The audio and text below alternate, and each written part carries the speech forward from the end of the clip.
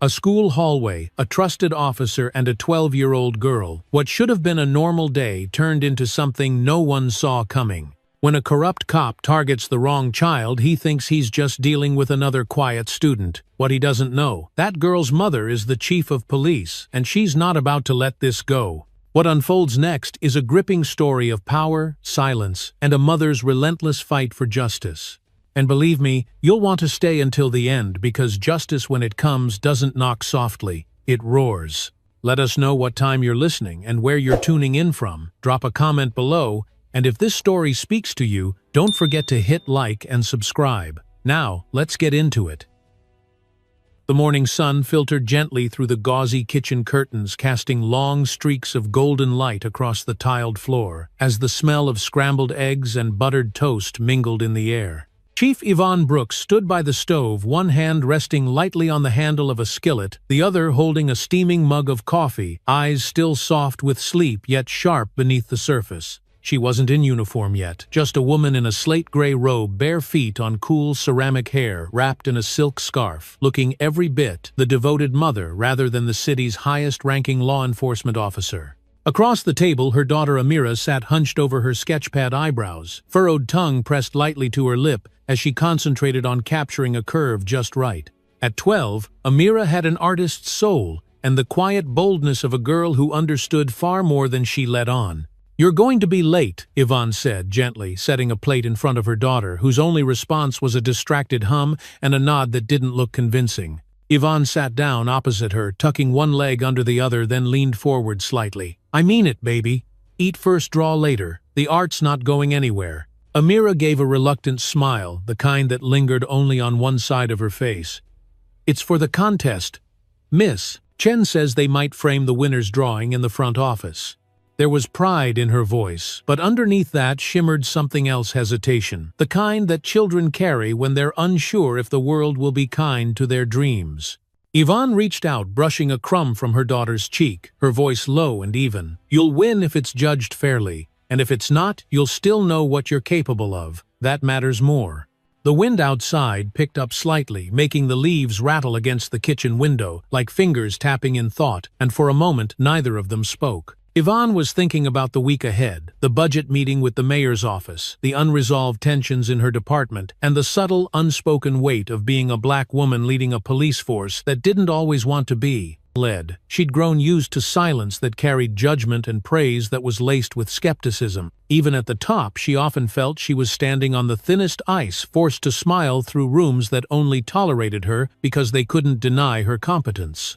"Can you come have lunch with me today?" Amira's voice cut through her thoughts, soft and hopeful, and Yvonne blinked, returning to the present. "I was going to stop by anyway," she said, masking her exhaustion with ease. "Maybe even bring those mini cinnamon rolls you like." The girl grinned, now full and real. "Yes, please. Can you bring extra for Zoe?" Yvonne chuckled, rising from the table. "You and Zoe and those cinnamon rolls," she teased, rinsing her cup. "She's not using you for snacks, is she?" Amira's laugh was quick and unfiltered. "Only a little," she said, tying the sketchpad closed with a careful knot, sliding it into her backpack like it held the map to her future. By 7:55 they were in the car, the radio playing something soft and forgettable in the background, the kind of station that Yvonne always left on when she wanted her mind to rest while driving. The city passed by in shades of steel and morning haze, sleepy storefronts and early joggers blending into the motion of a city slowly waking up. At the red light by the school, Yvonne's hand reached out instinctively, brushing Amira's shoulder, a silent moment of reassurance. "You know," she said, her voice dipping into something lower, almost private some days, "I feel like the world sees us through the wrong lens, like no matter what we do, it's filtered by someone else's story." Amira didn't answer right away. She looked out the window instead, watching a group of kids rush toward the school gates. "I just want to be good at what I do," she said. "Not good for a black girl, just good." Yvonne's throat tightened. She reached for her daughter's hand and squeezed it gently. "You are. Don't let anyone make you forget that." When they pulled into the drop-off lane, Amira unbuckled, quickly opening the door with the easy rhythm of routine, but she turned before stepping out. "Love you," she said. Yvonne smiled. "Love you more. And hey, remember who you are, okay?" The door closed and Amira blended into the wave of students flowing into the school, her backpack bouncing with each step, her shoulders square and steady. Yvonne watched until she disappeared from view, then exhaled deeply, her fingers tapping the steering wheel in a slow, restless pattern. She didn't drive away immediately. Instead, she sat for a moment in that small, still space between being a mother and being the chief, between cinnamon rolls and court orders, between the vulnerable and the invincible. The sun had risen higher now, and the light was harsher, casting clearer shadows. She put the car in gear, eyes narrowing as she glanced at the officer standing by the school entrance. Officer Chad Brenton, his expression unreadable, arms crossed too tightly, eyes already scanning the crowd. She didn't know it yet, but this would be the last normal morning she and Amira would share for a long time. And though nothing in the air said danger, something in Yvonne's chest stirred a quiet, persistent weight she couldn't quite name. As she pulled away the rearview mirror, held one last glimpse of the school bright in the morning light, unaware that before noon it would become the stage for something neither of them would ever forget. The hallway of Jefferson Middle School was already humming with the usual early morning rhythm. Lockers clanged open and shut, footsteps echoed against linoleum floors, and voices rose and fell in waves of adolescent chatter. The scent of pencil shavings, cleaning solution, and cafeteria muffins mingled faintly in the air, grounding everything in a kind of normalcy that made what happened next feel all the more jarring. Amira moved through that space like she always did, quiet but not invisible, present but not disruptive, a careful balance she had learned to master over the years, not because she wanted to disappear, but because attention was a coin too, easily flipped the wrong way. She walked with her sketchpad tucked tight to her chest, arms crossed over it like a shield, eyes scanning for her locker number among the sea of combinations and chipped paint. She was just a few steps from her locker when her shoulder grazed someone lightly, unintentionally, the kind of hallway contact that happened 100 times a day without notice. But this time, it wasn't just anyone. Officer Chad Brenton, posted outside the school office as part of the district's school resource program, turned with the suddenness of someone already on edge. He had been leaning against the wall, arms crossed and jaw tight, scanning the crowd like a man looking for a reason. When Amira bumped him, he straightened immediately, his stance stiffening, his gaze snapping to her face with an intensity that made her flinch. "Watch it," he barked, his voice sharp, not loud but cutting in a way that silenced the air around them. Amira stepped back instinctively, her fingers tightening on her sketchpad as she opened her mouth to apologize. "I'm sorry I didn't see you there," she said softly, her voice steady but small. He stared at her for a beat too long, eyes narrowing as if trying to place her not just as a student but as a problem. "What's that?" he asked, gesturing toward the notebook in her arms. "It's my sketchpad," she replied, holding it closer, confused by the question, unsure why her art should warrant suspicion. "Let me see it," he said, already reaching for it before she could respond. She took a step back, instinctively protective, her heart suddenly thudding with something she couldn't quite name, yet something heavier than embarrassment. "It's just drawings," she said, her voice barely above a whisper now. "I'm working on a project for the art contest." But Brenton wasn't listening, or maybe he was and simply didn't care. Something had switched in him, like he'd decided that this moment, this girl, this morning was his to control. "Don't talk back," he snapped, stepping closer, his voice now loud enough to draw glances from nearby students. "I said, hand it over." Amira didn't move, frozen, not by defiance, but by the terrifying uncertainty of what might happen if she did or didn't. Her body went rigid, her lips parted slightly, but no words came out. Around them, the hallway shifted subtly. Conversations dulled, movements slowed, and students began to edge away, sensing something they didn't want to be near but couldn't quite look away from. Then Brenton grabbed her arm. It wasn't a guiding touch or even a firm grip to redirect her. It was forceful, rough, uninvited, and completely out of proportion for the situation. His hand clamped around her upper arm, jerking her forward a step, and the sketchpad fell to the floor with a soft thud that somehow echoed louder than it should have. Against the lockers, he ordered, his tone now fully in command mode, the kind of voice meant to break resistance before it formed. Amira's breath caught in her throat as he pushed her toward the wall, her palms bracing against the cold metal. Her eyes were wide now, her lips trembling, and the shame flooded in before she could even process the fear. She felt it pour into her chest like cold water, being watched, being handled, being judged in an instant by someone who had already decided who she was. "I didn't do anything," she whispered, her voice cracking in the middle, not from disobedience but desperation. "I just dropped my book." But Brenton wasn't hearing her. His hand was still on her arm, his body angled aggressively toward her, and his mouth was set in a tight line of authority, the kind that didn't yield once it was made public. His eyes scanned her backpack like it held contraband, like a child's supplies could justify this level of scrutiny. "You don't get to decide what looks suspicious," he muttered more to himself than to her, but loud enough for those nearby to hear. It was a sentence laced with the kind of bias that doesn't need to be shouted to be understood. Amira closed her eyes. Her cheeks burned hot, not from guilt, but from the unbearable weight of being watched by her peers, watched as she was treated like a threat, like something dangerous, when all she wanted was to turn in a drawing about friendship, flowers. She could hear the murmurs now, phones being raised silently, screens flickering on, as the incident became not just a humiliation, but a moment being captured, shared, made permanent. Somewhere behind her, a teacher's voice called out weakly, "Officer Brenton, maybe we should wait." But it was the kind of resistance that sounded more like permission in disguise.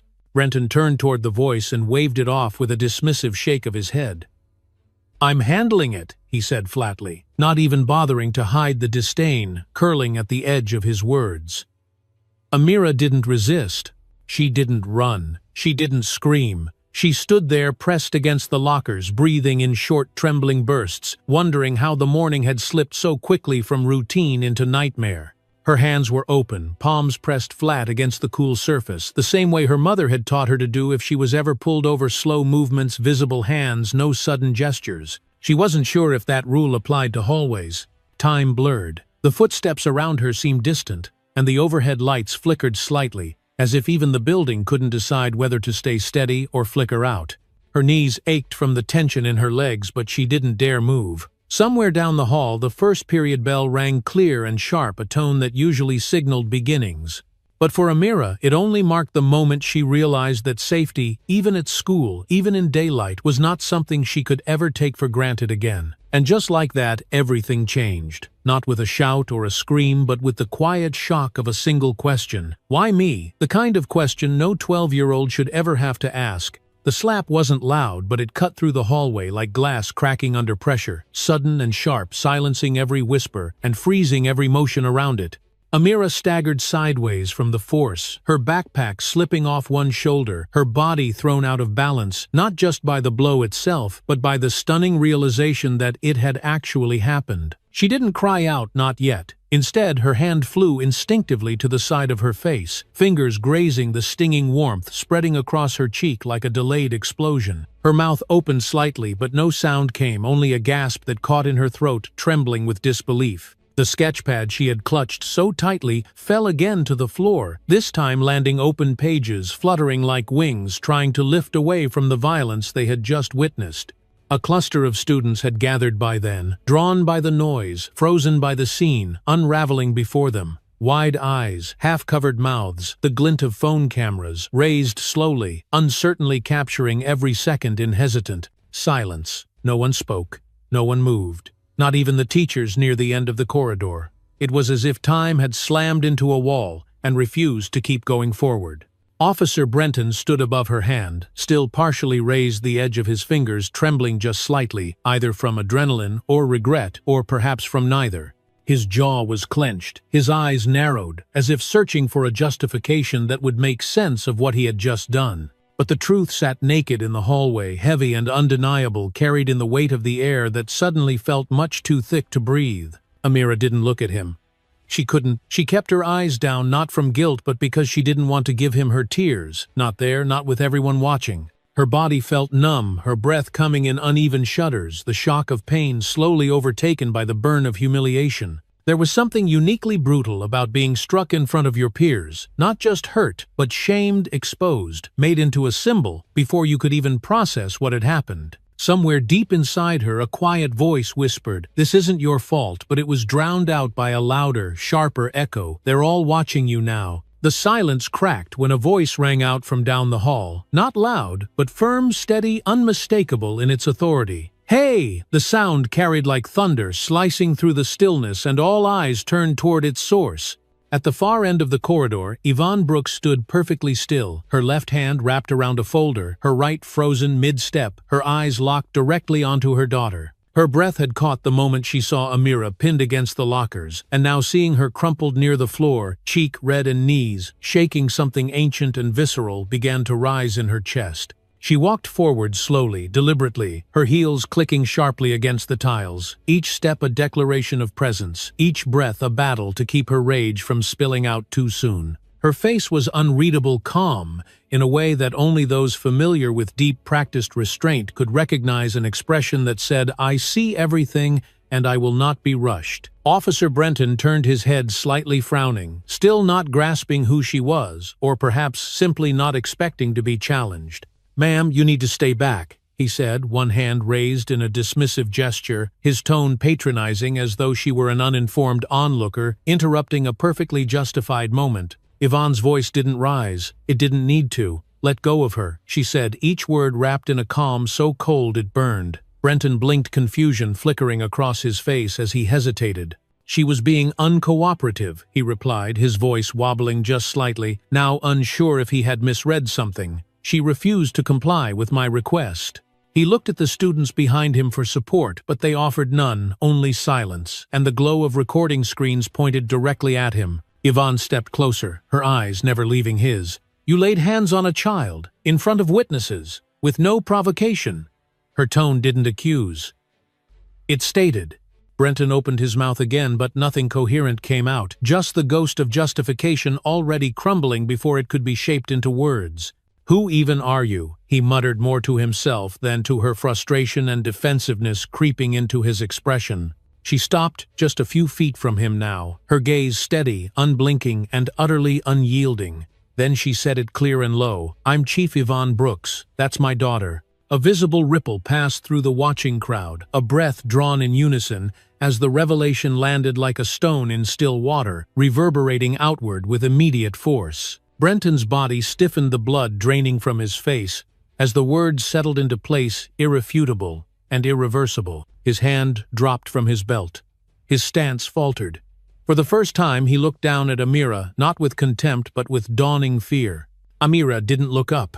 She stayed exactly where she was, her fingers pressed flat against the cold floor, her breathing still shaky, but her shoulders beginning to square just slightly, as if the weight she had been carrying was shifting, no longer hers alone. Yvonne knelt beside her gently, not touching her yet, only speaking in a quiet voice that was meant only for her. "You're okay now. I'm here." And in that moment, despite everything that had happened, those words wrapped around Amira like armor, steadying her in a way that nothing else could. Behind them, the hallway remained suspended in uneasy silence, broken only by the soft hum of fluorescent lights overhead and the occasional shuffle of feet as students slowly began to back away, unsure of what to do, but certain they had seen something that would not be forgotten. Brenton took a small step back, but it was too late for retreat. The scene had been witnessed, documented, seared into memory. Yvonne stood slowly, keeping her body between him and her daughter, her presence now unmistakably, commanding her silence louder than any accusation. She looked him in the eye once more, this time, not as a mother but as a leader, and what he saw there made him lower his gaze. Not shame, not regret, just fear. And for the first time since the incident began, the hallway felt like it belonged to Amira again. Not because justice had been served, not because the pain had passed, but because her mother had stood between her and the world and said without raising her voice, "This ends here." For a moment, there was only the sound of breathing, shallow, sharp, uneven, and the quiet buzz of a hallway caught mid-collapse, the way a room holds still after someone knocks over something sacred. Yvonne Brooks stood between her daughter and the man who had just assaulted her, her frame steady, her voice still echoing faintly in the air. "That's my daughter." But what lingered wasn't the sentence, it was the weight behind it, the quiet storm carried in the bones of a woman who had spent a lifetime mastering silence in rooms that weren't made for her. Officer Chad Brenton stood frozen just a few steps away, face pale, fingers twitching at his sides, as though his own body had yet to decide whether it should run, apologize, or double down. And around them, the crowd of students stood transfixed, their phones hanging at their sides. Forgotten now, because whatever this was, it had crossed a line that couldn't be undone by footage or deleted by fear. Amira was sitting on the floor now, not because she was injured, but because her legs had quietly given out beneath the weight of everything that had just unfolded. She held her sketchbook in her lap pages slightly, bent her hands trembling as they tried to straighten it, as if fixing the paper could somehow fix the moment.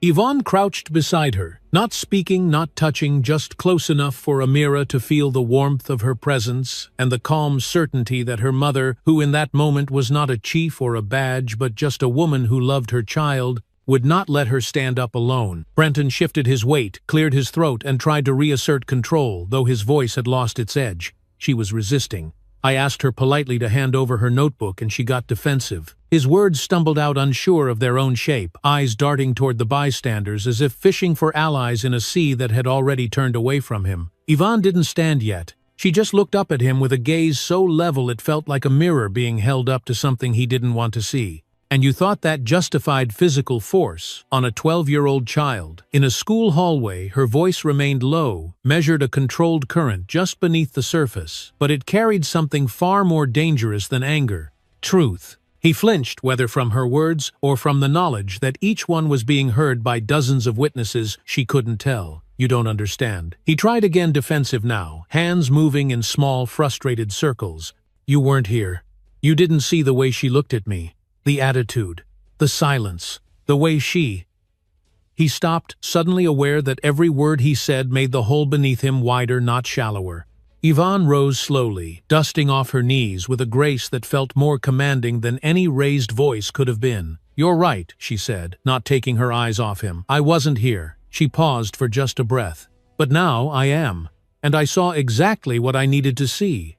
There was no drama in her tone, no threat in her words, but the shift in the hallway was immediate. Something had passed from her to the crowd, a recognition that things had changed, and this would not be buried, not ignored, not passed off as a misunderstanding between authority and a disruptive student. Brenton stepped back ever so slightly, as if the act of retreating could put distance between him and his decision. But Yvonne was already turning toward Amira again, her attention returning to the only thing that mattered in that moment. She knelt beside her daughter and reached out slowly, so Amira could choose whether to lean in or stay still. The girl didn't hesitate. She moved into her mother's arms with a kind of quiet collapse, her body folding forward in a way that said more than any words ever could. Yvonne held her without speaking, without explaining, just letting the weight of her own strength be something Amira could borrow for a while. Behind them, the hallway began to breathe again, students slowly dispersing, teachers guiding them away, the school counselor arriving too late and too uncertain, clutching a clipboard like it could serve as a shield. But none of them came near Yvonne. Not yet, not until she was ready. She didn't rush. She waited until Amira's breath had steadied, until the trembling in her arms had eased just enough for her to pull back and meet her mother's gaze. I didn't do anything wrong, Amira said quietly, her voice so thin it nearly broke. Yvonne's hand brushed a curl from her daughter's cheek, her voice calm and certain. I know, baby, and you won't have to prove that to anyone. Not anymore. When Yvonne finally stood again, she did so with Amira at her side, one hand still gently on the girl's shoulder, steadying her as they prepared to walk past the man who had made a child feel like a threat. She didn't look at Brenton again because there was no power left in him, not in his posture, not in his badge, not in the justification unraveling behind his eyes. Instead, she looked forward, guiding her daughter down a hallway that now felt like both a battlefield and a courtroom, every step echoing like a closing gavel. Outside the building, the wind had picked up, carrying with it the sharp scent of rain that hadn't yet arrived but was coming soon. Yvonne paused just before they reached the doors, taking one long breath, then another, grounding herself in the moment, in the feel of Amira's small hand wrapped in hers. Let's go home, she said gently, and Amira nodded, the simple movement, saying more than any conversation could hold. And as the door swung open to let them out, the sunlight struck Yvonne's face, not harshly, but cleanly, like a spotlight, illuminating something that had always been there, but was only now being seen. She stepped into it with quiet resolve, not because she had won anything, but because she knew the fight had only just begun. But in that moment, with her daughter beside her and the truth no longer hidden, she felt a stillness rise inside her, a promise, a presence, a line drawn, not in anger but in love. The moment the words left her mouth, "That's my daughter, and I'm Chief Yvonne Brooks," the hallway didn't erupt the way dramatic stories often describe. It tightened like a drawstring pulled suddenly around the breath of everyone present. It was the kind of stillness that didn't come from silence alone, but from realization, from the collective shock of witnesses watching the ground shift beneath their feet. Officer Chad Brenton's face transformed in slow, visible stages. First confusion, then disbelief, then something close to dread, like a man waking to discover that the house he thought he was building his future in had no foundation at all. His mouth opened, but no sound came out. He took one small step back, as if distance could dilute what had just occurred, as if moving could somehow unwind the thread he had just pulled loose. Around him, the eyes of students no longer looked down or away. They stared fully engaged now, their expressions a mix of vindication, fear, and awe. Some still held their phones up, recording without blinking, knowing they were witnessing a moment that would outlive the hallway. Others lowered their screens, not out of disinterest, but because they realized they didn't need video to remember this. This would live in them, in their conversations, in their quiet moments of self-reflection, long after the footage faded. Brenton swallowed, blinked twice, and said, You're the chief," but the words were too late, too brittle to matter. Yvonne didn't answer. She didn't need to. The badge wasn't on her chest, but the authority was in her spine, her stillness, her silence. She looked at him the way a courtroom looks at a defendant who's just realized the jury has made up its mind. It wasn't personal yet, it was deeply personal. It wasn't loud yet, it filled the entire space. He took another step back, this one more uneven, and murmured, "I didn't know." The words felt desperate, like an excuse looking for an exit, and they hung in the air with no place to go. Yvonne's voice, when it came, was soft and deliberate, the way one speaks to a person already exposed. "No," she said. "You didn't. And that's the problem." The weight of those 7 words was almost physical. You could feel it press against the walls, seep into the lockers, sink into the floor. It wasn't just about her daughter anymore, it was about how many other children he hadn't known, how many names he never bothered to learn, how many stories he'd cut off at the surface because he thought the cover told him everything he needed to know. Amira stood quietly beside her mother, now no longer trembling, but holding herself with the kind of delicate poise that only comes from being both seen and protected. Her fingers wrapped around the frayed edge of her sketchbook, smudges of graphite on her fingertips, eyes locked not on Brenton but on the spot just beyond him, as if looking directly at him would give him something he didn't deserve. One of the students in the back whispered, "Oh my God," and it wasn't said with ridicule or laughter, but reverence, like watching something sacred crack open. The principal finally arrived, breathless and bewildered, half running down the hall with a radio clipped awkwardly to his belt and a clipboard clutched like a lifeline. "Chief Brooks," he said between gasps, voice high and panicked. I didn't know you were on campus today." His eyes darted from Yvonne to Brenton to the gathered crowd, then back to Yvonne again, as if trying to determine what version of the story to prepare for. "Is everything all right?" he asked. But it was too late for that question. It had been too late the moment Brenton raised his hand.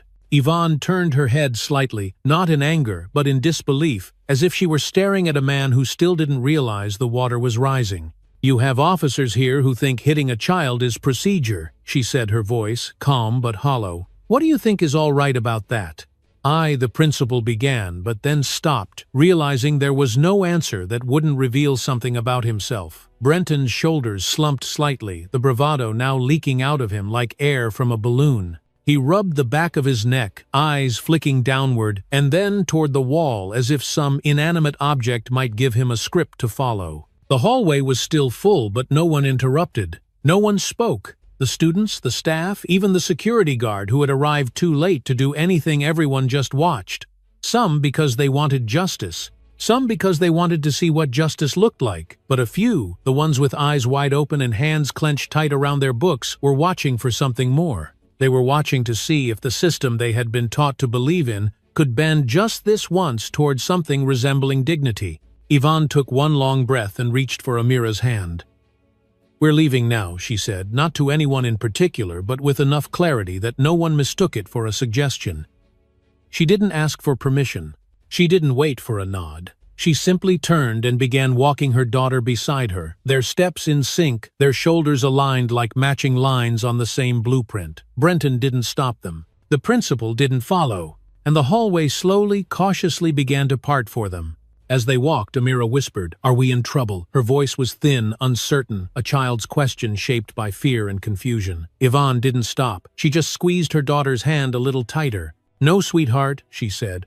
"We're the reason someone else finally is." By the time they reached the main doors, the morning sun had risen just enough to pour across the school's brick entrance, casting long shadows behind them as they stepped out into the light. The glass reflected their silhouettes, tall and small, strong and steady, framed by the kind of brightness that makes everything behind you look dimmer. For a moment, Yvonne paused and glanced back, not out of regret, but to mark the place where everything had changed. The hallway, the silence, the badge, the blow, none of it could be erased. But as the wind lifted the edge of her coat and the sunlight brushed her cheek, there was clarity in her posture, resolve in the line of her jaw, and something fierce and unshakable in the way she whispered to herself, "No one ever puts hands on my daughter again." And then she walked forward, not because the fight was over, but because the world finally knew exactly who she was. The air inside the principal's office was thick, with a kind of silence that didn't settle. It clung like humidity before a storm, wrapping itself around shoulders and tightening throats. The blinds had been drawn halfway, leaving slices of afternoon light cutting across the desk, catching dust in its path and throwing it into slow motion. Principal Hastings sat behind the desk with his back uncomfortably straight, his tie pulled a little too tight at the collar, as if even his clothing didn't know how to behave under the weight of what had happened. He kept adjusting the pens in a little ceramic cup on his desk over and over, not because they needed organizing, but because his hands needed something to do while he avoided looking up. Across from him sat Yvonne Brooks, her posture unshaken, her expression unreadable, though the stillness in her shoulders was beginning to vibrate beneath the surface. Amira sat beside her, smaller in the leather chair than usual, knees drawn together, arms crossed over her middle, not in defiance but in quiet protection. She hadn't spoken since they'd walked into the building, and even now, as the clock ticked softly on the wall behind the principal, she remained completely still, her eyes fixed on nothing in particular. Chief Brooks Hastings finally began, his voice hesitant, trying to sound measured, but slipping into the brittle territory of damage control. "Let me start by saying that what happened today does not reflect the values of our school community." Yvonne didn't respond. She just looked at him calmly, as if waiting to see whether his words would evolve into something worth answering. He cleared his throat and continued, "We've already placed Officer Brenton on temporary leave, pending an internal review, and we've begun gathering witness statements from staff and students." She allowed the sentence to hang for a moment, let the word temporary settle in the space between them like a challenge, and then she leaned forward slowly, not to intimidate, but to be heard. "You placed him on leave," she repeated, her voice low and steady, "after he assaulted a child, in front of dozens of witnesses." Her eyes didn't waver, her tone didn't rise, but each word carried a weight that made Hastings visibly shrink in his seat. "If that child weren't mine, if I weren't who I am, what would you have done then?" The principal hesitated. "There are procedures," he began, but Yvonne cut him off, not with volume but with finality. "Don't hide behind policies. Tell me as a man, not as a job title, what would you have done if she were your daughter?" For a long second, the only sound in the room was the whirring of a ceiling fan spinning too slow to offer relief. Hastings looked down at his desk, fingers tapping faintly against the wood, and said, almost in a whisper, "I don't know. It wasn't a lie." That was the part that stung the most. Yvonne exhaled through her nose, a slow release of pressure that didn't bring peace, only clarity. "I do know," she said. "I know what I'm going to do, and it won't stop with a leave of absence." She reached over and gently rested a hand on Amira's shoulder, not for reassurance, but for grounding, as if this whole conversation, this whole process, wasn't just about justice, it was about returning something to her daughter that had been taken in a single public moment, the right to feel safe. Sarah James, the district's legal counsel, entered the room without knocking her heels, clicking sharply on the tiled floor, folder in hand. Eyes already scanning the space like she was walking into a fire she'd been briefed about, but hadn't expected to still be burning. "Chief Brooks," she nodded, setting the folder down on the table between them. "I've reviewed the initial reports. I want to assure you that we're treating this matter with the seriousness it deserves." Yvonne raised an eyebrow but didn't speak, and Sarah seemed to sense that trust wasn't something to be requested, it had to be earned. "There will be a full review of Officer Brenton's conduct. Depending on the findings, disciplinary action up to and including termination could be taken." The words were precise, professional, and just vague enough to leave room for retreat if needed. "Could be isn't good enough," Ivan replied quietly. "He struck a child. My child. In an educational setting. That's not a review. That's removal. Immediate and permanent." Sarah blinked, her face unreadable, and then offered a slow nod. "I understand. But there are steps that—" "Yes," Ivan interrupted, "and I've walked every one of them for 22 years. Don't lecture me on process. This isn't about policy. This is about whether or not this school, this district, believes black children deserve to be safe." The words landed like thunder in a sealed room. Even Hastings looked like he had forgotten how to breathe. Amira shifted slightly in her chair, not because of the tension, but because she was watching her mother speak, not as a chief or a figure of authority, but as the woman who kissed her forehead each night and told her she could do anything. For the first time since the incident, Amira's fingers relaxed just slightly around the edges of her notebook and her shoulders straightened an inch. "I'm not just here as the chief," Yvonne continued, her voice softer now, not less firm, just less sharp. "I'm here as a parent. As a mother trying to explain to her 12-year-old daughter why she was treated like a criminal for going to school with a sketch pad." No one responded. There was nothing to say that wouldn't feel empty. Outside, the sound of students switching classes echoed faintly through the walls, shoes against tile locker doors, slamming voices rising and falling in bursts of normalcy that felt impossibly distant from the room they were sitting in. Yvonne glanced at the clock, then at Amira, who looked up at her with a calmness that hadn't been there earlier. "We're done here," Yvonne said quietly, standing and gathering her daughter's bag. "You'll receive a statement from my office by morning." Hastings stood too quickly, almost knocking over his chair. "Chief Brooks, please understand this wasn't how we wanted today to go." Yvonne paused in the doorway, her hand resting on Amira's shoulder. "I'm sure it wasn't," she said, without turning around. "But that's the difference between you and me. I don't care how it looks. I care what it was." And with that, they stepped into the hallway, the door shutting behind them with a soft click. Not a slam, not a crash, just a sound that said enough.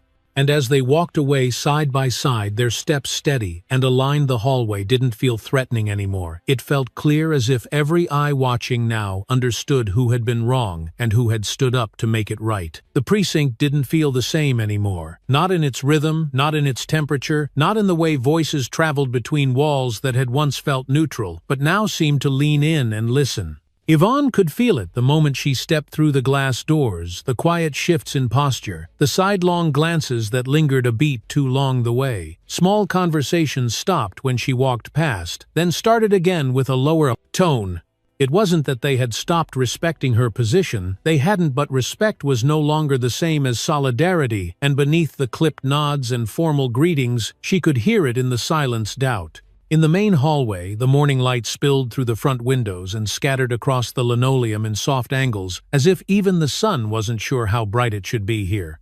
She walked with measured pace, heels firm against the floor, back straight, chin slightly lifted, not in arrogance, but in the kind of quiet defiance that comes from knowing the air around you has shifted and choosing to breathe it anyway. As she turned into the roll call room, she caught a glimpse of Officers Daniels and Mercer speaking in hushed tones near the bulletin board, their voices dropping immediately when they saw her, followed by the same forced smiles that always came a fraction too late to be genuine. She didn't stop. She didn't ask. She didn't need to. The meeting room felt colder than usual, not in temperature but in reception. Officers filled the chairs, their postures stiff, their faces unreadable. The camaraderie that once hummed under the surface now replaced with something tighter, more fragile. Some avoided her gaze entirely, while others looked directly at her, not with malice but with the kind of caution that comes from wondering if what they once admired now threatened them. She took her place at the front of the room, flipping open her notes, then paused, not for effect, but because she wanted the silence to belong to her, not to their discomfort.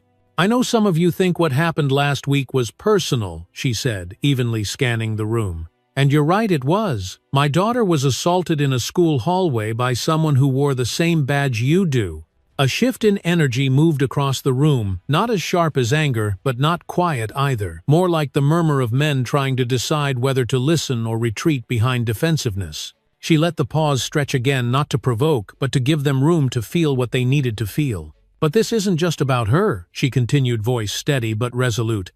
"It's about what kind of department we are. What kind of people we are when no one's watching, when the cameras are off, when the child in question isn't the chief's daughter. She saw Daniel's glance toward Mercer, his jaw-tight arms folded across his chest. She knew that look, it was the face of someone balancing between fear of change and fear of exposure. And she didn't blame him, not yet. "I won't pretend this is easy," she said, lowering her gaze to the table for a moment, then lifting it again, softer now. "We've all seen how fast the tide turns. One moment you're trusted, the next you're on trial, not because you've changed, but because the truth caught up faster than you did." Someone cleared their throat near the back. A chair creaked. The room didn't speak, but it shifted like a field of tall grass before a storm. Outside the glass wall, she could see two junior officers chatting near the copy machine, their heads bent close together, glancing toward the room like they knew they didn't belong in the meeting yet, couldn't look away from it either. She remembered being them once, eager, unsure, wanting to belong to something bigger, but not knowing what that something should be. Later that day, as she moved through the lower hallway toward her office, she overheard them again, this time not whispering but speaking just loud enough for her to catch fragments of the conversation. "She's making us look soft," one said, voice tinged with something between fear and resentment. "This isn't how we handle things." Another voice replied, lower-edged with frustration. "If it was any other kid, this wouldn't even be a conversation." Yvonne stopped walking just outside their line of sight, her body still, not because she was afraid, but because she wanted to feel the weight of what she already knew. It wasn't just Officer Brenton she had to deal with. It was the slow leak in the foundation, the rot that grows not from a single act of injustice, but from the culture that allows it to multiply in silence. She turned the corner and stepped into their view, not with confrontation but with presence. The two officers froze instantly, one trying to pretend he was inspecting a bulletin board, the other looking down at his phone like it had just buzzed, though no sound had come. "Is there something you'd like to say to me directly?" she asked calmly, her voice like a quiet question written in permanent ink. They shook their heads stiff and robotic, and she nodded once as if confirming their answer wasn't the one they believed it to be. "Then I suggest you choose your words more carefully, because some of us are listening." That evening, as she sat in her office, with the lights dimmed and her back turned to the door, she watched the city lights flicker across the windows, each one like a quiet pulse echoing back at her. The silence in the precinct had followed her here, not the absence of sound, but the presence of everything left unsaid. She took a slow sip of cold coffee, her hand steady, her mind tired but unwavering. She knew she was pushing against something larger than one officer, larger than one case, larger even than one department. She was pushing against history, against habits, against comfort, built on the backs of those who never got to speak for themselves. And still, even in the exhaustion, she didn't feel regret.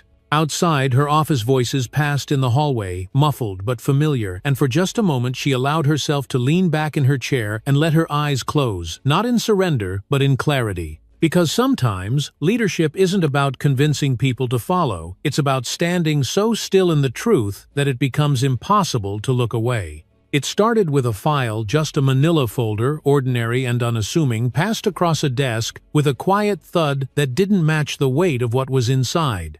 Yvonne accepted it without speaking fingers, brushing the tab as she opened it slowly, not from hesitation, but from a kind of instinctive respect for whatever it held. Sarah James sat across from her, composed as always, though the tightness at the corners of her mouth betrayed the discomfort she was trying to conceal. "These are the prior complaints," she said, her voice low, her eyes not quite meeting Yvonne's. Some were formally closed, others quietly dismissed. None resulted in disciplinary action. Yvonne's eyes moved over the pages, and with each line she read a different kind of silence filled the room, one that wasn't heavy with shock, but sharpened by confirmation. Excessive force during a routine stop, verbal harassment documented by 2 separate witnesses, use of intimidation tactics against minors, racial profiling flagged repeatedly but never formally investigated. It was all there, an unbroken trail of harm, carefully buried beneath procedural technicalities and administrative indifference. Each complaint carried the same name, Officer Chad Brenton. She closed the folder gently, fingertips resting on the cover, not because she didn't believe it, but because she already had. This wasn't news, it was proof. And proof was its own kind of justice, but also its own kind of grief. "How long have these been on record?" she asked quietly. Sarah shifted in her seat. "Some go back 6 years. Most never made it past internal screening." They were labeled inconclusive or the witnesses declined to testify, and no one said anything. Yvonne asked, not accusingly but as if the air itself might answer. Sarah didn't respond at first. Then she sighed, her voice slower now. People talked, but nobody listened. Or they listened just long enough to make sure they didn't have to act. Outside the window, the wind was picking up, tossing the late afternoon light against the blinds in streaks of amber and gray. The city looked distant through the glass, like it belonged to someone else, another version of reality where things like this didn't keep happening in rooms that were supposed to be safe. Yvonne stood and walked toward the window, folding her arms as she looked out, the file still pressed under one hand. "This wasn't about my daughter," she said after a moment. "She just happened to be the one who didn't flinch when it happened in front of a camera. This is bigger than her. This is systemic." She could feel Sarah watching her the way people do when they're trying to measure whether you're about to break or ignite.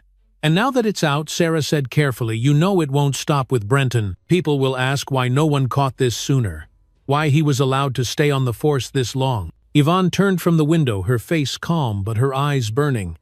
"Let them ask," she said, "because I have the same questions, and I'm not afraid of the answers anymore." That night, long after the precinct emptied and the fluorescent lights clicked off one by one, she stayed behind in her office, reading each report again. Not because she doubted their contents, but because she needed to feel them line by line, decision by decision, the signatures of silence that allowed harm to repeat itself under the illusion of order. Each report was more than a record.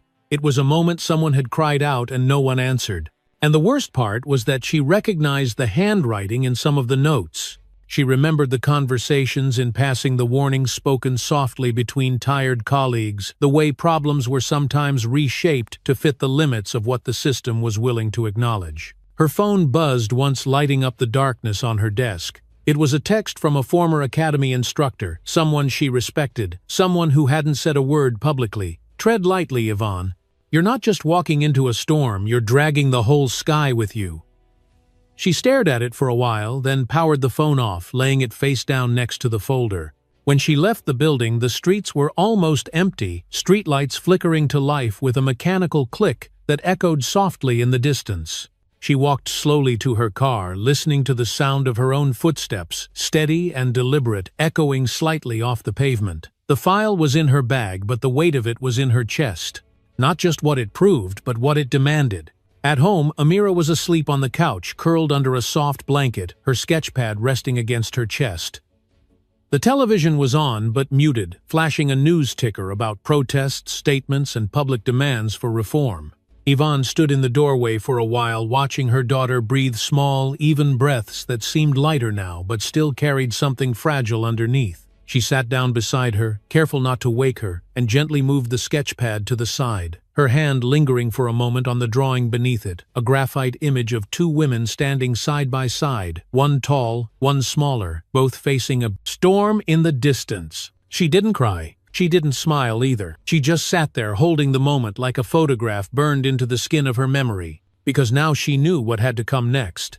Not more meetings, not more promises, but exposure, accountability, consequence, and maybe, just maybe, change. She stood up slowly, her mind already composing the words she would deliver at the press conference the following morning. Her voice wouldn't shake, her message wouldn't bend, and when she stepped in front of that podium, she wouldn't be speaking just as a mother or a chief, but as a witness to a truth too long ignored. Somewhere deep in the house, a floorboard creaked, and outside the wind rattled the windows, as if the city itself had finally stirred in its sleep. The community center auditorium hadn't seen this many people in years. Rows of metal chairs filled to the edges, some pushed back against the walls, where late arrivals leaned, arms folded, brows furrowed, the kind of posture that said they hadn't come to listen but to measure. The air inside was heavy, not from heat, but from the density of voices held just behind closed mouths, as if everyone was waiting for someone else to speak first. At the front of the room, a wooden podium stood beneath a faded city seal, the microphone adjusted too high for anyone who wasn't used to standing there, and to its right sat a long table where panelists shifted in their seats, some scribbling on notepads, others scanning the crowd with expressions that ranged from concern to barely concealed defensiveness.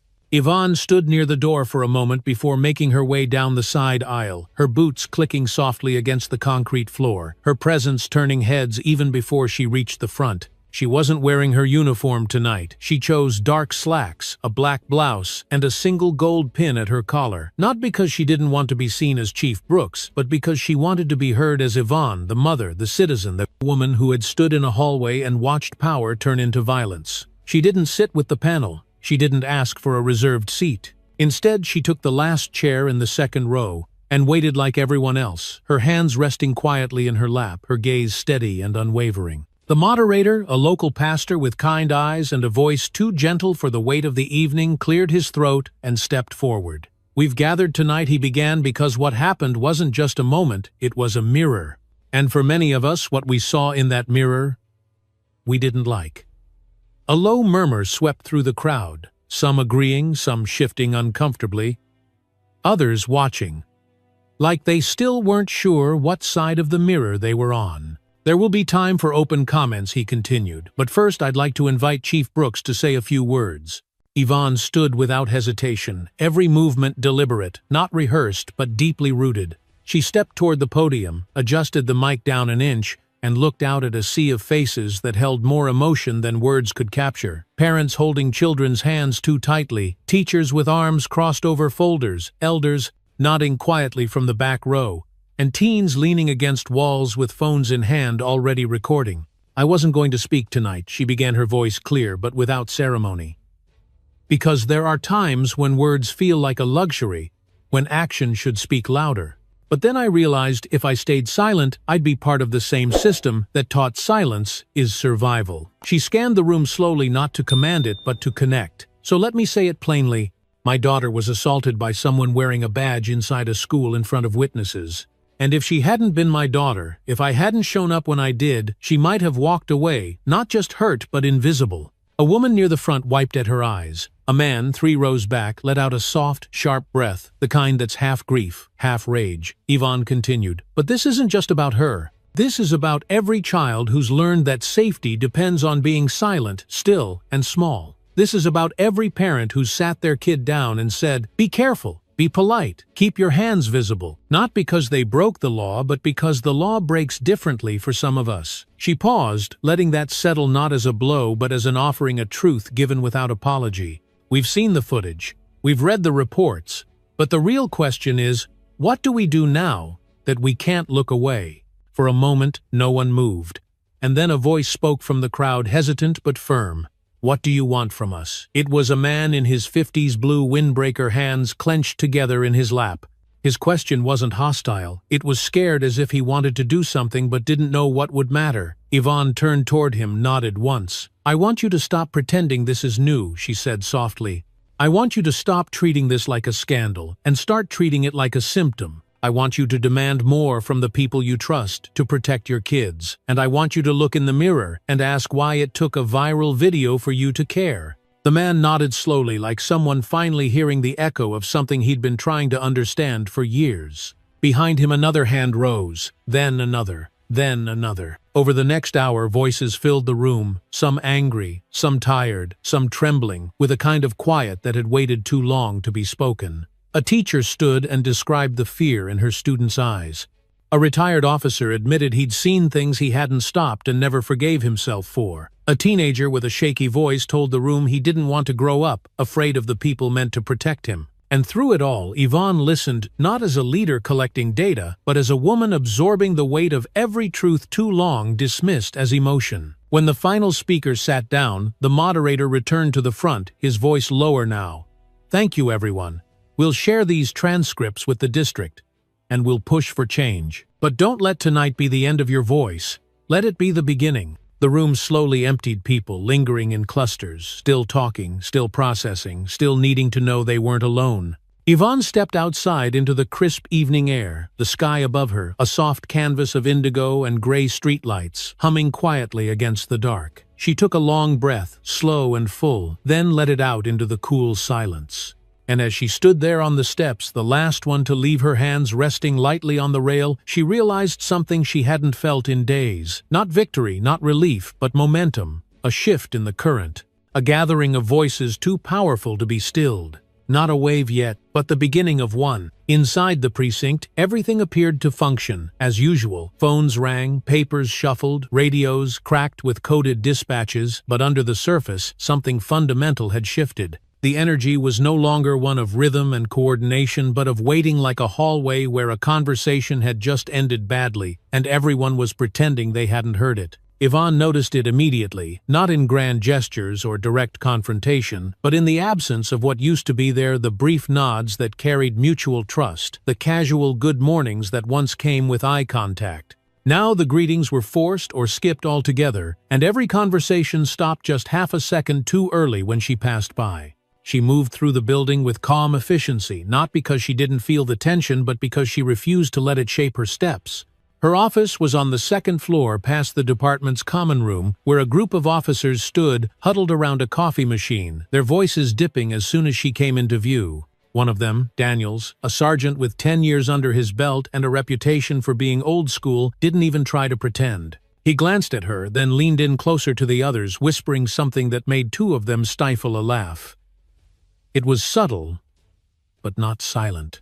And it was exactly the kind of rot she knew would surface once accountability was no longer abstract. In her office, the blinds were half open, letting sunlight streak across the desk in long slats, catching on dust motes and the rim of a cold coffee cup she hadn't touched since morning. She closed the door behind her with a quiet click, dropped her bag beside the chair, and sat down slowly, her eyes drifting toward the stack of reports waiting to be reviewed. But her mind wasn't on paperwork, it was on the silence outside her door, the kind that speaks louder than anger because it comes wrapped in cowardice. A soft knock interrupted the stillness. "Come in," she said already, knowing who it would be.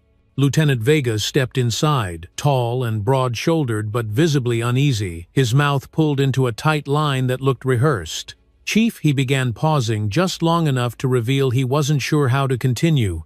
"I thought you should know there's been a lot of talk around the station. Some of the guys think things are changing too fast." Yvonne tilted her head slightly, waiting. "And what do you think?" she asked, her voice calm, not confrontational. Vega shifted on his feet, hands resting on his utility belt, a gesture she'd seen countless times from officers trying to ground themselves. "I think you're doing what needs to be done," he said honestly, "but not everyone's ready for it." She nodded once, then leaned forward, resting her forearms on the desk. "Readiness," she said quietly, "is a luxury we don't have when people's rights are being trampled under our own roof." Her eyes held his for a beat too long, just long enough to let the weight of the moment settle.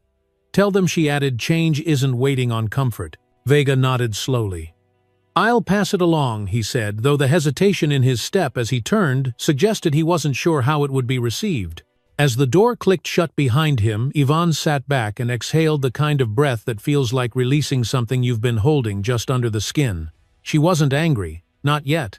What she felt was harder to name, something like exhaustion braided with clarity, the kind of clarity that comes from knowing the truth and carrying it into rooms that weren't built to hear it. Later that afternoon, as she passed through the bullpen, she overheard the end of a sentence that wasn't meant for her. "If it wasn't her kid, none of this would even matter," someone muttered the words, tossed carelessly into the air like a spark into dry grass. Yvonne stopped, mid-step, turned toward the sound and let the silence do the work.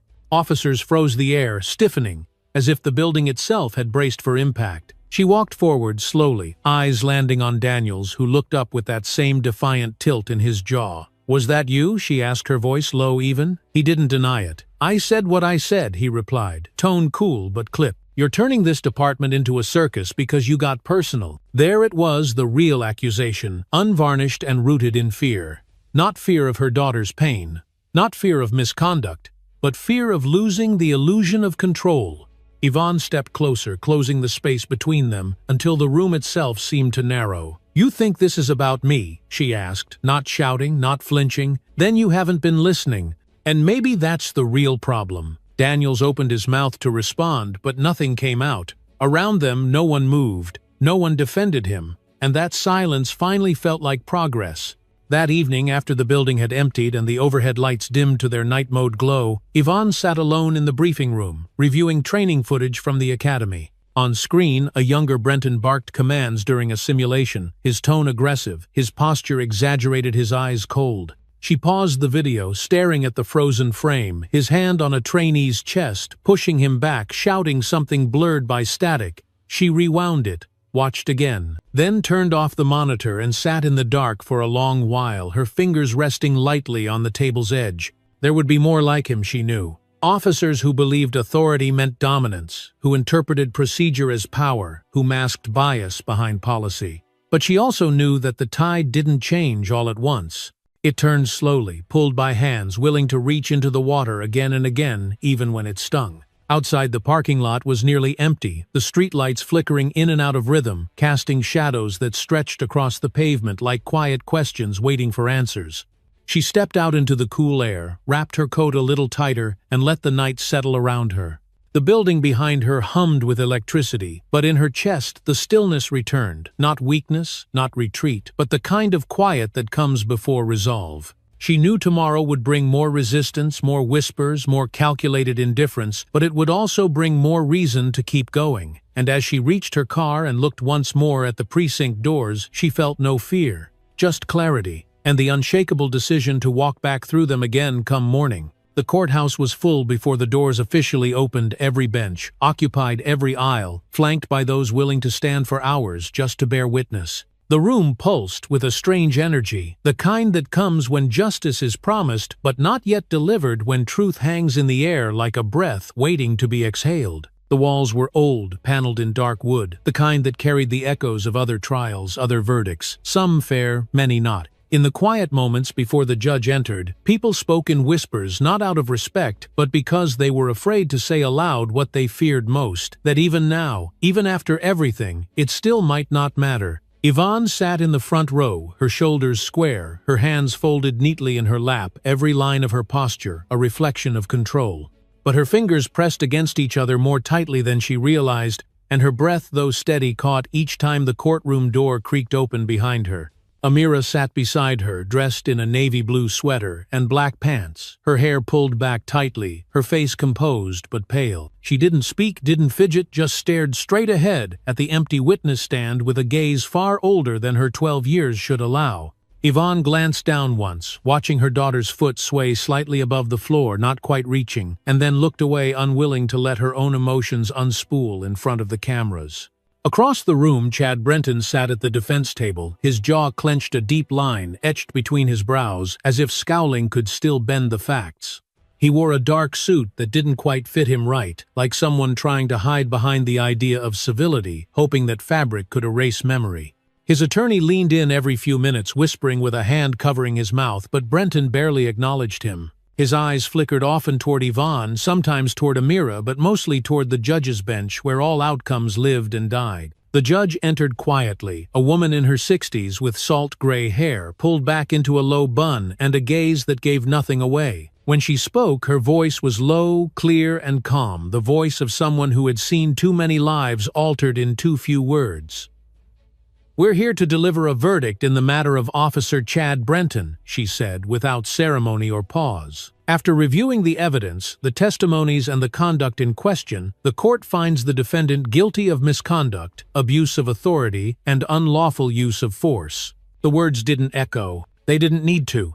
They landed like stones into still water, heavy, inevitable, and final.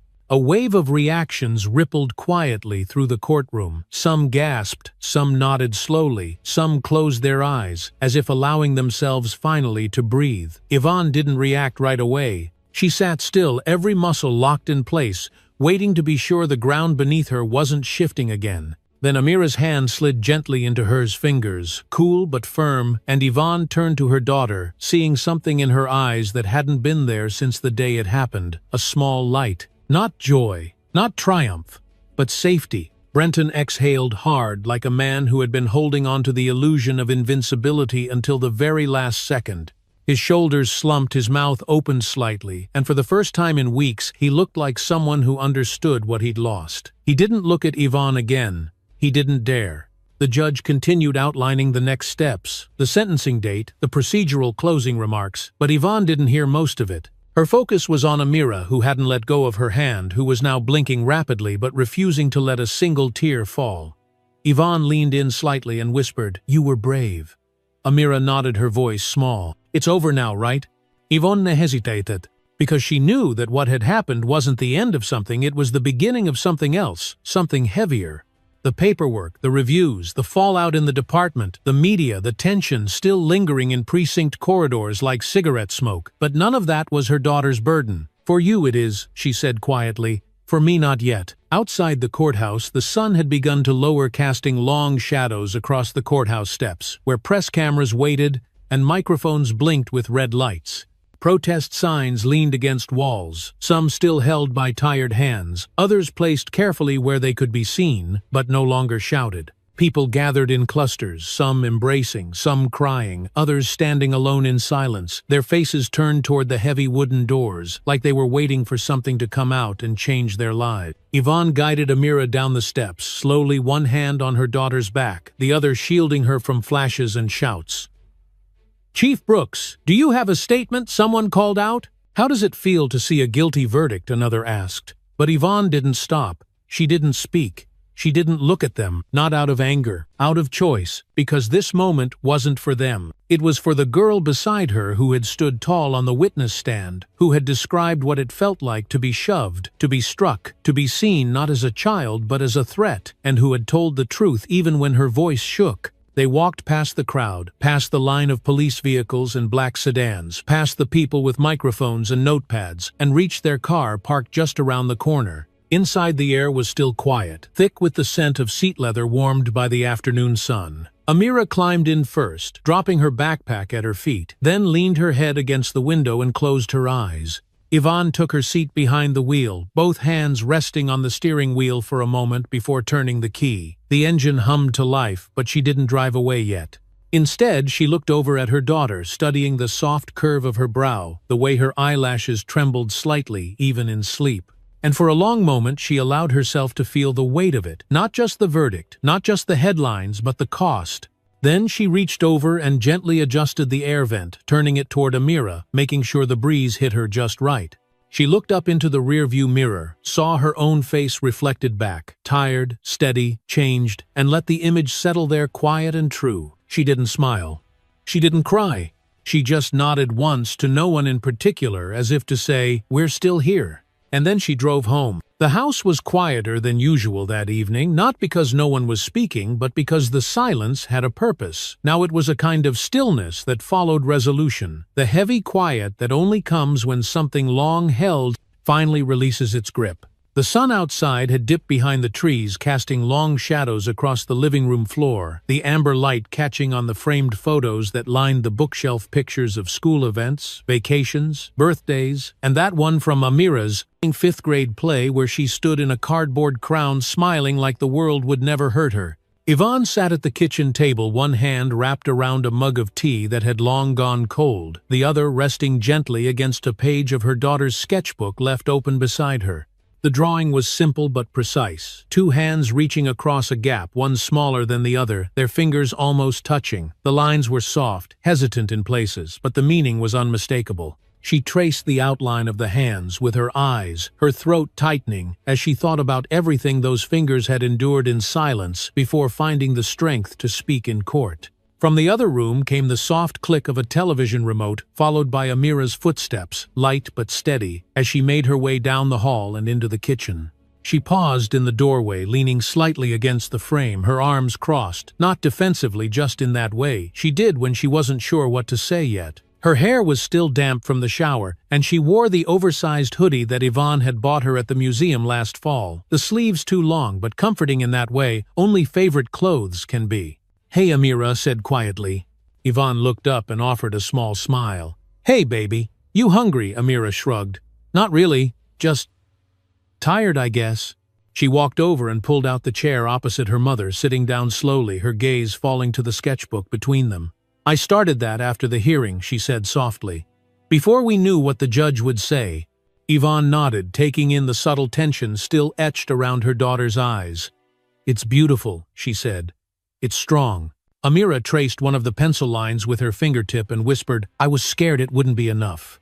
Yvonne reached across the table, her hand resting gently on Amira's. "You were more than enough," she said. "You stood in front of a courtroom full of strangers and told the truth. That takes more courage than most people find in a lifetime." Amira didn't speak, but she didn't look away either. Her eyes stayed on her mother's face, searching for the cracks that might give away fear or anger or regret. But Yvonne's expression held steady, not hardened, not heroic, just steady, like she had finally found a piece of ground that wouldn't shift beneath her. They sat like that for a while, the silence between them not empty but full of things that had already been said, things that no longer needed to be spoken aloud. Outside, the wind rustled the trees, sending a gentle tapping against the window pane, and from somewhere deeper in the house, the heater kicked on with a soft hum, wrapping the space in a warmth that felt earned. Amira finally pulled her hand back and stood stretching her arms over her head with a small groan. "I think I'll go to bed early," she said. "Tomorrow's still school, right?"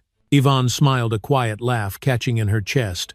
"Yeah," she said, "life keeps going." She watched her daughter move toward the hallway, pausing at the entrance, turning back with a question in her eyes that she didn't voice, but Yvonne answered it anyway. "You did good, Amira, and I'm proud of you." Amira nodded, once her mouth twitching into a smile too soft to hold, and then disappeared down the hall, her door closing with the faintest click behind her. Yvonne exhaled slowly, then reached for the sketchbook again, closing it carefully and setting it aside. The tea was cold, but she drank it anyway, the bitterness grounding her in a way she didn't entirely resent.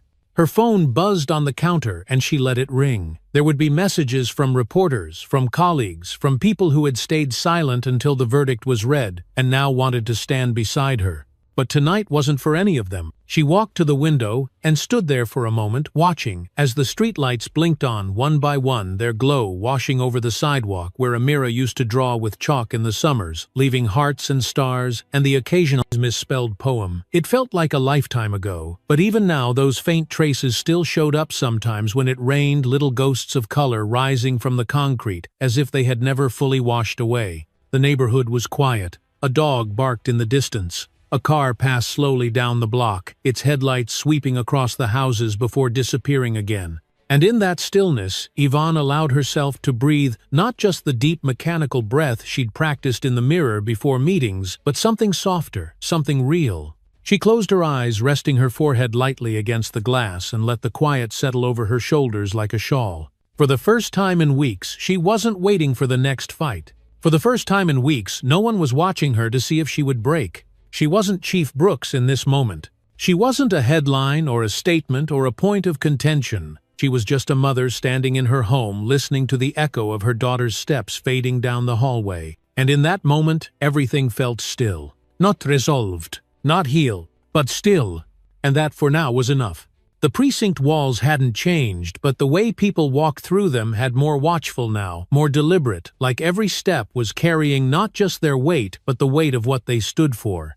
Yvonne felt it in the quiet corners of the building, in the shift of conversations, when she entered a room in the way. Even the most seasoned officers now took longer pauses before speaking, as if measuring their words not out of fear but out of awakening. What had started as a scandal was now something larger, uncomfortable, unrelenting but necessary. And she knew the discomfort wasn't just theirs. It lived in her too, like a second heartbeat, reminding her that leadership wasn't about being obeyed, it was about being watched, tested, doubted, and still showing up with her spine straight and her purpose louder than their whispers. The reforms didn't roll out with fanfare or applause. They arrived in memos, meetings, and the kind of language that looked neutral on paper but carried resistance between the lines. She introduced new guidelines for school officers, requiring regular evaluations, de-escalation training, and full transparency around student interactions. Every policy was backed by precedent, but none passed without friction. Daniels was the first to speak out in the staff meeting, arms crossed and voice tinged with skepticism. "So now we're just supposed to bend every time public opinion shifts?" he asked, not accusatory, but tight with resentment. Yvonne didn't flinch. She leaned forward, her voice calm but sharp. "We don't bend for opinion," she said. "We bend for truth. And sometimes we break for justice." Some officers nodded. Others did not. But no one interrupted her again. Outside the department, the reaction was louder. Media outlets ran segments not just on the verdict, but on the reforms, analyzing every change like it was a threat or a promise. Community groups reached out with cautious support, and parents showed up to board meetings in numbers that surprised even the most jaded administrators. There were posters, panels, online petitions, but also questions, tough ones.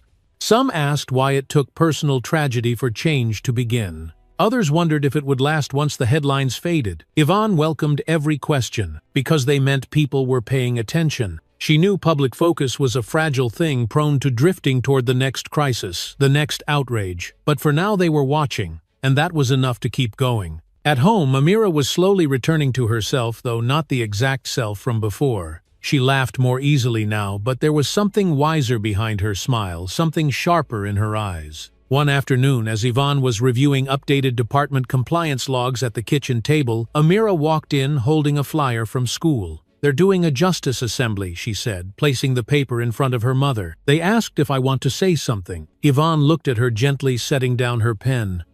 "And do you?" Amira hesitated, biting her lower lip the way she did when she was thinking through something bigger than herself. "I'm scared," she admitted. "But I think I want to. I think, if I say it, maybe other kids won't feel so alone." Yvonne's throat tightened. She reached across the table and took her daughter's hand, giving it a soft squeeze. "Then say it, baby. Say it loud enough that even the ones trying not to hear it feel it anyway." The following week, Yvonne was invited to speak at a community town hall, not because she was a chief, but because she was a catalyst. The room was filled with folding chairs and people who had never attended a police event before: teachers, artists, janitors, grandmothers, teenagers. Some clapped when she entered. Some sat with arms folded. All of them listened. She didn't bring a speech. She brought her truth. She spoke about Amira, about silence, about how systems don't rot all at once, they erode slowly when good people stay quiet too long. Afterward, a woman in her 70s approached her with tears in her eyes and said, "I thought I wouldn't live long enough to hear someone in your position say what we've all been thinking." Yvonne smiled, not for the compliment, but for the echo. It created the feeling that words, when rooted in truth, can travel farther than anyone expects. Back at the precinct, not all were convinced. Some officers transferred. Some stayed but kept their distance. But others, quietly, one by one, began to ask better questions. They asked about bias training, about youth outreach, about whether policy could actually prevent harm or just respond to it. And when they asked, Yvonne listened. She didn't lead with perfection. She led with presence. She made space for doubt without ceding ground to denial. One morning, Officer Mercer, who had never been hostile but always distant, knocked on her door with a manila folder and a different look in his eyes. "I've been working on a draft for the new mentorship program," he said, placing it on her desk. "Might be worth a look." Yvonne opened it, skimming the first few lines, her lips curving into something subtle and real. "Looks like progress," she said. Mercer nodded once. "Still a long way to go." "Yes," she replied. "But it's a start."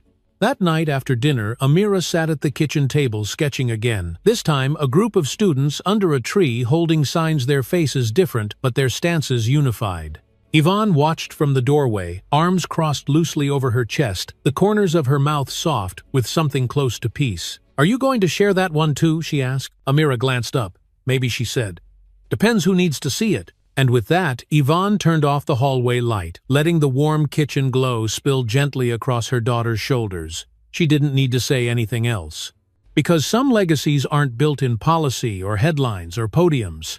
Some are passed in quiet moments between pencil strokes, between breaths, between people who decide to tell the truth and keep telling it even when their voices shake. And in that moment, standing in her home, watching her daughter draw strength in the form of lines and shadows, Yvonne understood something not just with her mind, but with her whole being. Justice doesn't always arrive with a gavel. Sometimes it begins with a sketchbook. The press conference wasn't held in a marble government building or a stately courtroom. It took place under a white canopy tent in a city park where the ground was still damp from last night's rain and the folding chairs had to be wiped down before anyone dared sit. The podium was simple, no frills, just a wooden stand with a modest seal on the front and a single microphone clipped at the top. Around it gathered a crowd of reporters, activists, local parents, and a few curious onlookers, some with arms crossed tightly against their chests, others with phones raised already recording before the first word had been spoken. A low breeze stirred the air, rustling the paper programs in people's hands and tugging at the corner of the banner that read "Community Safety, Accountability, and Trust, a New Beginning."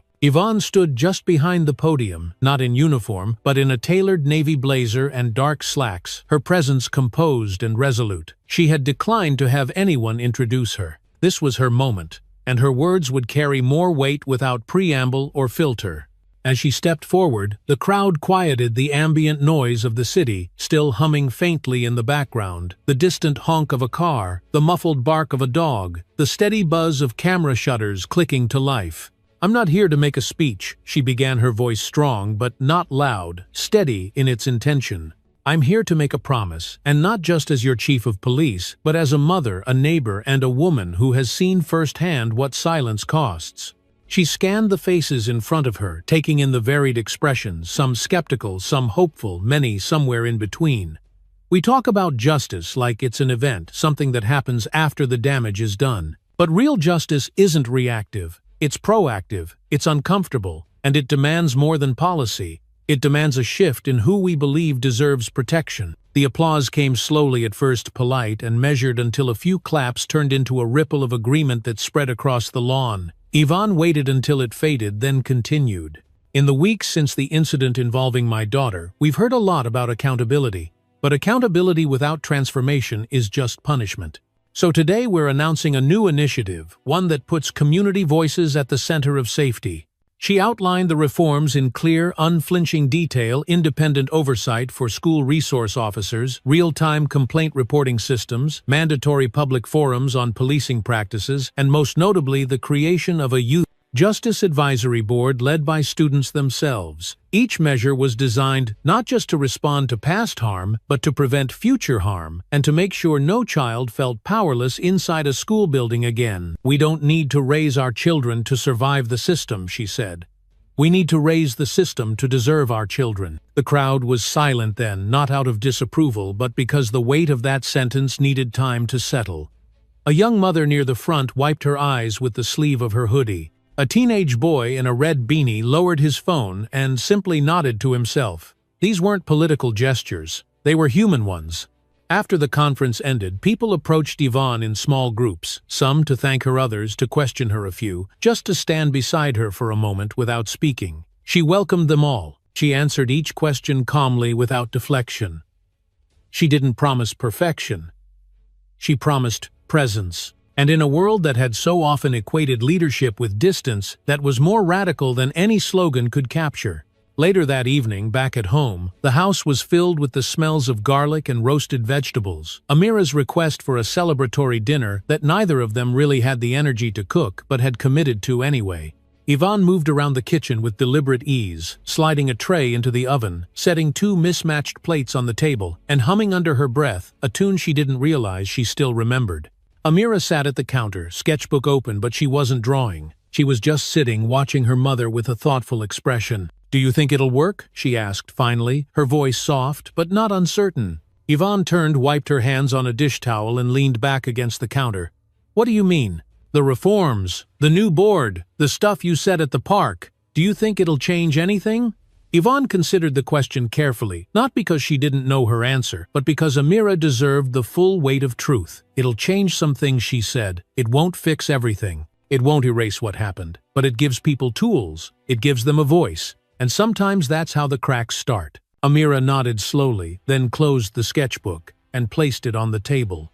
"I want to go to one of the forums," she said. "Not to speak, just to listen." Yvonne smiled, her eyes warming with quiet pride. "Then I'll save you a seat." They ate dinner in companionable silence, interrupted only by the occasional clink of a fork or the pop of the oven cooling down. It wasn't a grand celebration. It didn't need to be.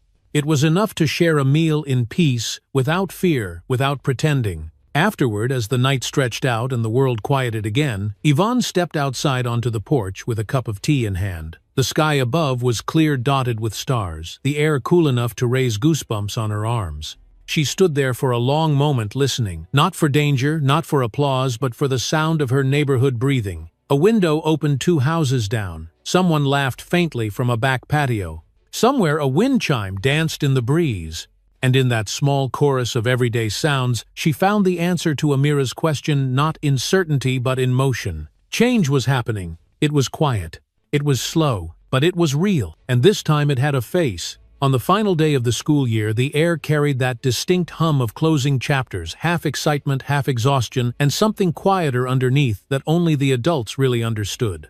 Parents filtered through the front gates with soft smiles and gift bags. Teachers waved from classroom doors with practice cheer, and kids ran ahead of one another in bursts of freedom, shoes, scuffing tile, and laughter bouncing off the walls like sunlight. But through all of it, Yvonne stood still in the hallway near the main office, her hands tucked into the pockets of her blazer, watching the current of movement without stepping into it.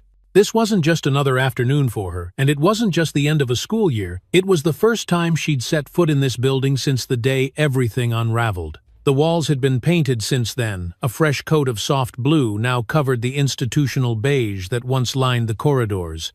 Security cameras had been upgraded, and a new school resource officer stood near the front entrance, a young black woman with a calm stance and a sharp eye. Someone Yvonne had personally recommended for the post. It wasn't just symbolic, it was structural. Change slow, as it was had roots now. And yet even with all that progress, stepping through the doors had pressed against something in her chest she hadn't known was still tender. Amira emerged from the art room a few moments later, her backpack slung over one shoulder, her sketchpad hugged tightly against her chest, like a secret she wasn't quite ready to share. She was taller now, just a little, and her hair was longer, tied back in a neat braid that swung behind her as she walked. When she spotted her mother, her face lit up in that quiet, internal way she'd inherited, the kind of smile that didn't need a wide grin to be true. "You came," she said, her voice soft but steady. "I said I would," Yvonne replied, meeting her halfway down the hall. "Wouldn't miss this for anything." They didn't embrace, not here, not in front of students and teachers, and that subtle undercurrent of watchful eyes. But Amira's shoulder brushed lightly against her mother's arm as they walked side by side toward the exit, a gesture so natural it felt sacred. Outside, the sunlight was warm without being overbearing, and the trees lining the school's driveway swayed in slow rhythm, casting shadows that rippled gently over the sidewalk. A few reporters lingered near the parking lot, clearly hoping for a comment, but Yvonne didn't even glance in their direction.